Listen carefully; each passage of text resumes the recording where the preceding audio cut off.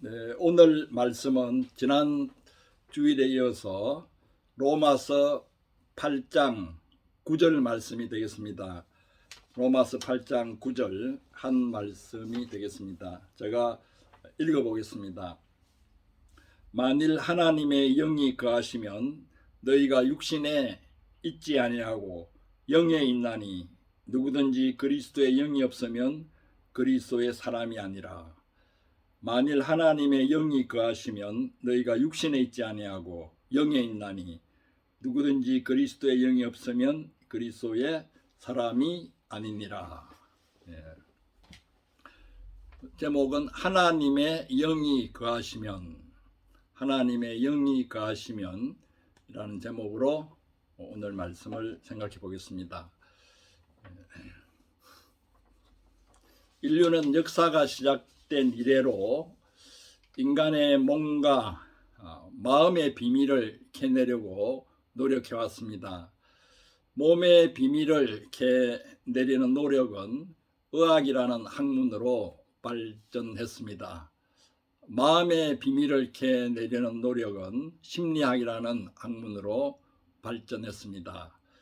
특히 21세기 초에 프로이드가 무의식이라고 하는 마음의 깊은 부분을 캐냄으로써 인간 이해에 대한 새로운 장을 열었습니다.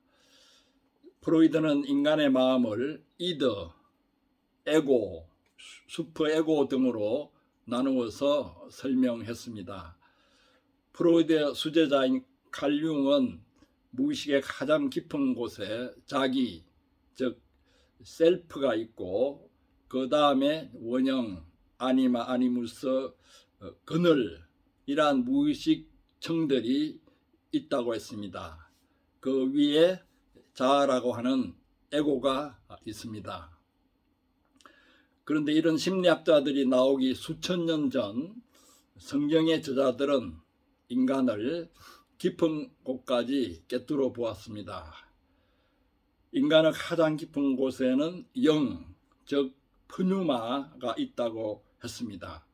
그 다음 혼, 푸시케, 그 다음 육, 사르크스가 있다고 했습니다. 헬라어로 몸을 소마라고 하는데, 소마, 그 소마는 그 육이라고 하는 사르크스와 동의어로 쓰이기도 하고, 영, 혼, 육을 지닌 인간 존재 자체를 의미하기도 합니다. 사도 바울도 데살로니가 전서 5장 23절에서 우리 존재의 요소를 영, 혼, 몸이라고 분명히 밝히고 있습니다. 데살로니가 전서 5장 23절이 영, 혼, 몸이라는 개념을 분명하게 밝힌 구절로 유명합니다. 우리가 살펴보고 있는 로마서 8장에 보면은 영이라고 하는 단어가 많이 나오고 있습니다. 그리고 성령이라는 단어도 나오고 하나님의 영, 그리스도의 영이라는 말도 나옵니다. 15절에는 종의 영, 양자의 영이라는 문구도 나옵니다. 16절에는 우리의 영이라는 말도 나옵니다. 오늘 말씀 로마서 8장 9절에서는 하나님의 영, 그리스도의 영이라는 말이 함께 나오고 있습니다. 그런데 로마서 8장에서 성령어로 번역되어 있는 말들은 헬라어로 볼 때는 그냥 영어로 번역되어 있는 말과 같습니다. 원래 성령이라고 할 때는 거룩한 영이라고 할 때는 로마서 5장 5절에서처럼 퍼뉴마 하기오스라고 해서 성령, 거룩하다고 하는 그 단어가 함께 쓰이고 있습니다. 그런데 로마서 8장에서는 거룩한을 뜻하는 하기오스가 생략되고 그냥 퍼뉴마로 되어 있습니다. 성경 번역자들이 문맥을 따라서 성령이라고 번역했을 뿐입니다. 그래서 원문으로 볼 때는 어떤 포뉴마가 성령을 가리키고 어떤 포뉴마가 우리 인간의 영을 가리키는지 혼돈이 일어나기 쉽습니다. 우리 인간의 영은 하나님의 영, 즉 성령과 만나고 교통할 수 있는 우리 마음의 부분입니다. 다시 말해 우리 인간에게 영이라는 요소가 있기 때문에 하나님을 알고 하나님과 만나고 하나님과 교제할 수 있다는 말입니다. 카를 융이라는 심리학자도 우리 마음의 가장 깊은 곳, 즉 셀프에서 신과 만날 수 있다고 했습니다. 심리학자들도 인간의 마음을 파고 들어가다 보면 결국 영이라고 하는 요소를 인정하지 않을 수 없게 되었습니다. 우리가 하나님 앞에서 죄인인 것을 인정하고 지금까지 지은 모든 죄를 회개하고 예수를 믿을 때, 다시 말해 예수께서 나의 죄를 위해서 죽으셨다는 사실을 받아들일 때 우리의 영은 하나님을 만나고 하나님과의 관계가 회복이 됩니다. 관계가 회복되었다는 말은 서로 교제하게 된다는 뜻입니다. 근데 하나님께서 우리와 어떻게 교제하십니까? 하나님의 영이 우리의 영에 들어오심으로, 하나님의 영이 우리 안에 거하심으로 하나님과의 교제가 이루어집니다. 하나님의 영이 우리 안에 들어오셔서 거하기 전에는 우리의 혼은 육신의 지배와 억압을 받았습니다. 육신이 원하는 바를 따라 움직였습니다. 육신의 생각을 했습니다. 육신의 생각에는 정욕적인 생각만 있는 것이 아닙니다. 온갖 생활에 근심, 두려움, 불안, 초조 같은 것도 육신의 생각입니다. 또한 책임 회피와 합리화, 교만 같은 것도 육신의 생각입니다. 교만 중에서도 하나님과 같이 되겠다고 하는 교만, 하나님 없이 인간 스스로 구원을 얻을 수 있다고 하는 교만이 가장 큰 교만입니다. 그때 우리의 영은 거의 죽어 있는 것과 마찬가지였습니다. 그러나 이제 하나님의 영이 우리 영에 거하심으로 우리의 영은 다시 살아났습니다. 그동안 육신의 지배를 받던 우리의 혼은 우리의 영 속에 거하시는 성령의 영향을 받기 시작합니다. 9절 말씀이 바로 이러한 뜻입니다. 만일 너희 속에 하나님의 영이 거하시면 너희가 육신에 있지 아니하고, 그동안에는 육신에 있었는데 이제 하나님의 영이 거하심으로 너희가 육신에 있지 아니하고 영에 있나니, 이와 같이 영에 있다고 해서 완전한 인간이 되는 것은 아닙니다. 흠이 없는 생활을 하게 된다는 뜻도 아닙니다.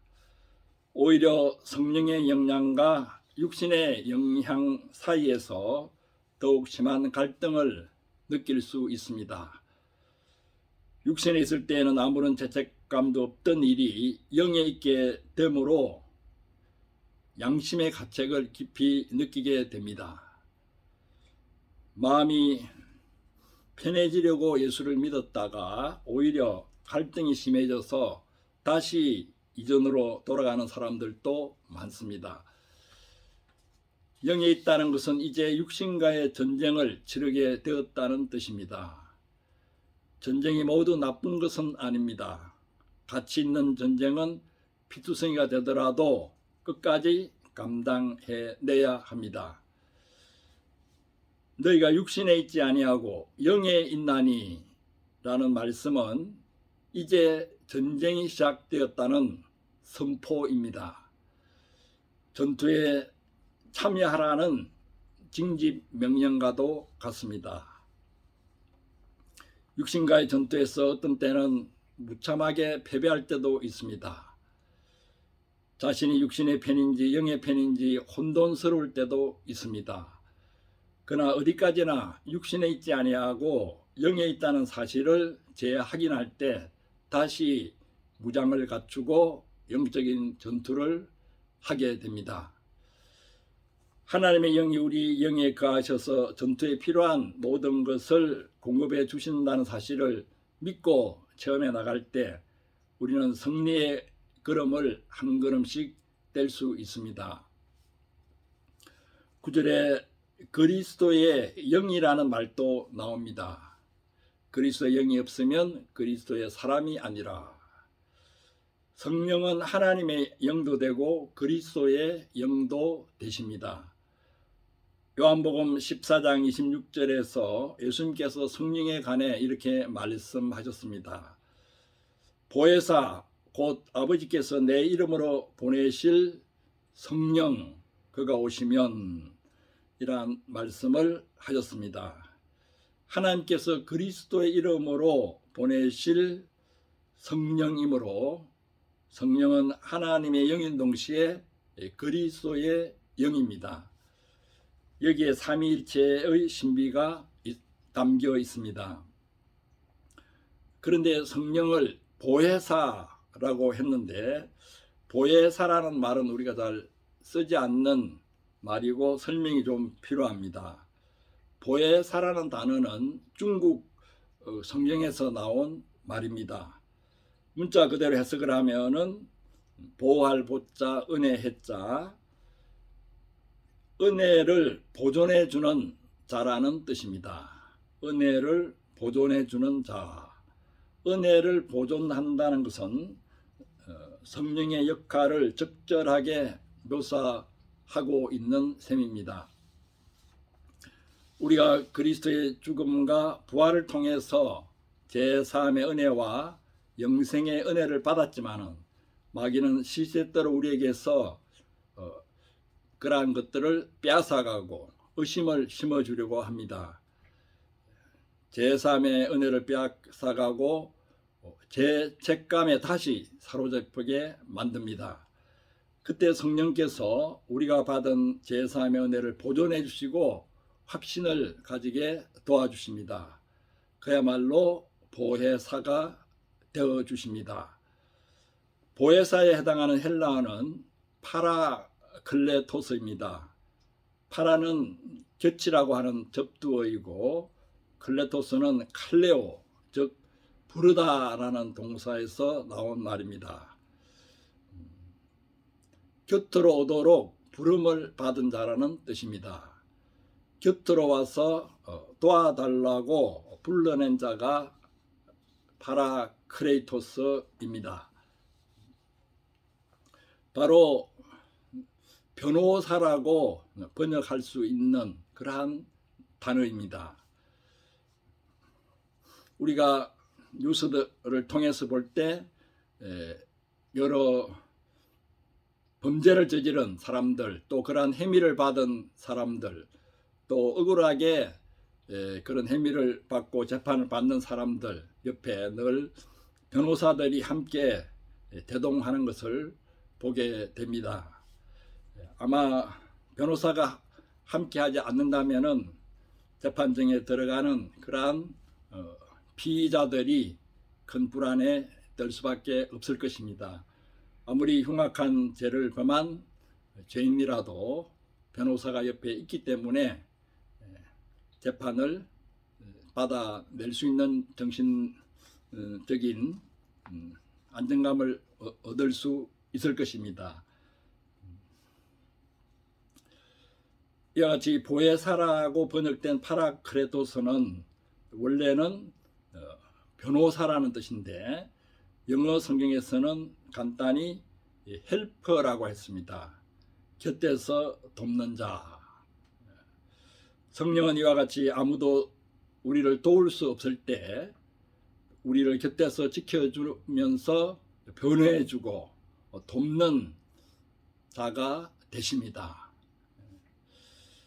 이러한 보혜사 성령을 하나님께서 그리스도의 이름으로 우리에게 보내주셨습니다.